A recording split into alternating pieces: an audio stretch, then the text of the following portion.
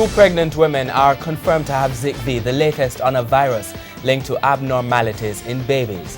Good evening and thanks for joining us for Primetime News. A special welcome to viewers on onespotmedia.com. I'm Archibald Gordon. And I'm Doreen Samuels. Also this evening, rains bring more woe to St. Thomas. Children's homes facing closure. Mark Golding launches bid to represent the PNP in a party stronghold. The Prime Minister on whether Jamaica intends to leave CARICOM. In business news, the latest on government spending. There's also sports commentary, primetime weather in this package. But before the break, the feedback question.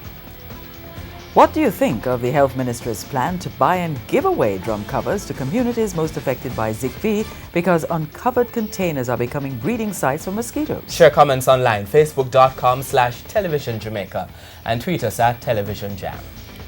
Stay with us. Primetime News returns after this break.